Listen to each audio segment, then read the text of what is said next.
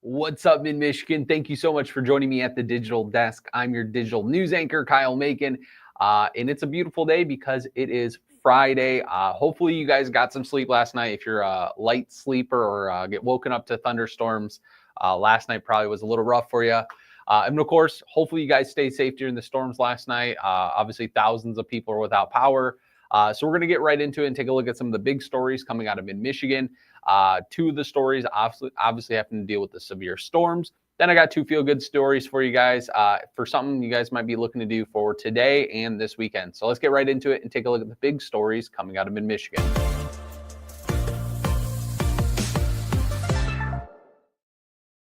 All righty, like I said, obviously last night we got a round of storms that hit Mid-Michigan, and hundreds of thousands of people are out of power. Now, last night around 12:47, we noticed that there was about 202,000 people without power. And as of 9:44 this morning, about 189,000 people were without power according to the Consumers Energy Outage Map. So obviously you can see around here, the Flint area obviously doesn't seem like it was hit the worst. A lot of the photos and videos we're getting from a lot of our viewers is from like the St. Charles area, a little bit up north. And obviously the west side of the state seems like it got hit pretty bad. But yeah, so Consumers Energy has told us that they have more than 500 crews working around the clock to restore power. Now, also, they're throwing out some safety tips. So if you guys see any down power lines, stay 25 feet away, and then obviously call 911 and then Consumers Energy, which you can find that phone number right on our website.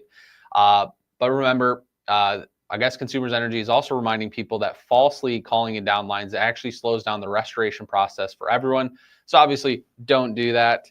And then obviously, if you see crews out on the side of the road, give them plenty of space, either slow down, stop, or wait for oncoming traffic to clear, and then just get all the way over in the left lane or whatever side you see them, just try to avoid those guys. They're doing some good work.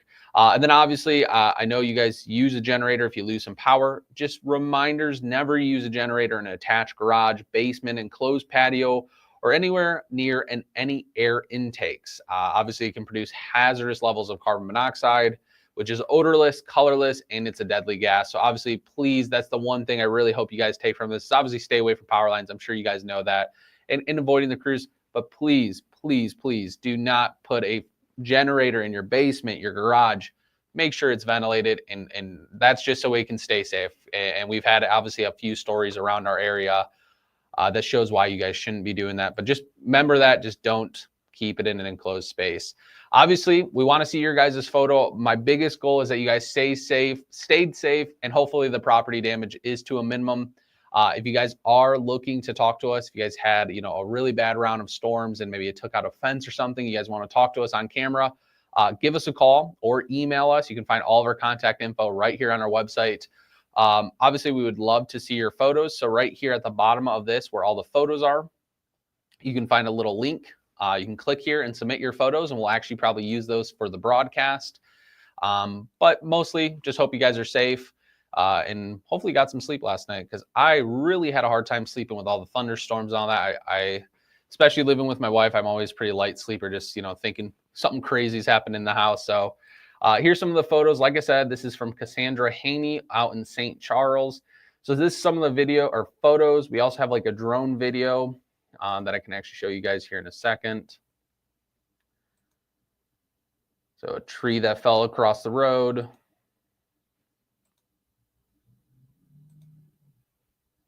And that's an aerial shot she got from the drone that she has.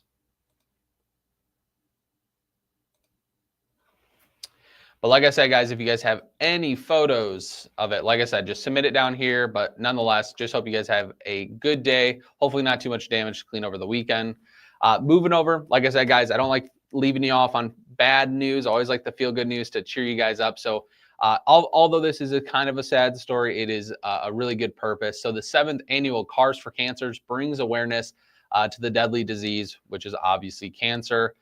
So I had the opportunity, an amazing opportunity, to speak with the family of Rick Tajonik III and Jonathan Tajonik, who both passed away from brain cancer. So this car show was started for Rick Tajonik, who was dealing with cancer at the time that they started it. Unfortunately, he would never see that car show.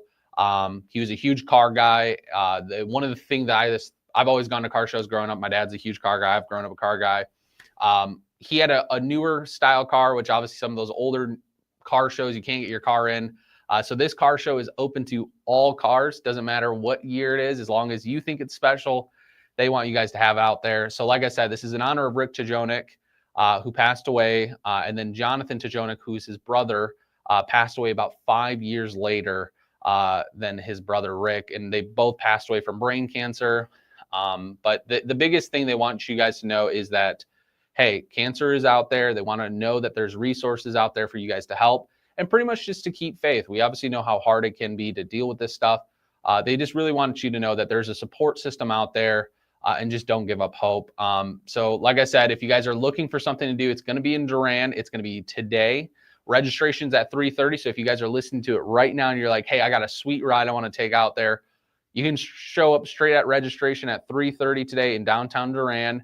They'll take your car, pretty much get your registration. You got 3 awards. You can either win a best of choice. And the coolest part is it's the Tajonik family that are going to be picking those awards. So you've got a cool ride. Why don't you go out there? It's going to be a lot of fun. And that's actually going on at the same time as Durand Railroad Days. I remember going to Durand Railroad Days as a kid. It's always a great time. We have some photos up from our website. So I'll just show you guys some of the photos. So that car show will be downtown. It's just walking distance from the Durand Railroad Days. Like I said, guys, I just want to give you guys some fun, feel-good news, something that you guys can do to bring out your family or your friends or maybe your first date, something fun to do. I mean, anyone that's been going to carnivals, the zipper ride, I feel like everyone's had a headache from the zipper ride a time or two from some carnivals across the state. But yeah, just some really cool photos. Shout out to Alvin Brown for our photographer bringing out a camera out to here and getting some really great photos. But like I said, if you guys want more info on Durand Railroad Days, that annual Cars for Cancer car show, it's right on our website at midmichiganow.com. Of course, tonight we're going to have a lot of breaking news of the storm damage. Well, I guess it's not breaking, it's already happened. But we're going to have a follow-up of all the aftermath. So we're talking to a lady out in Flint that had a tree fall on her house.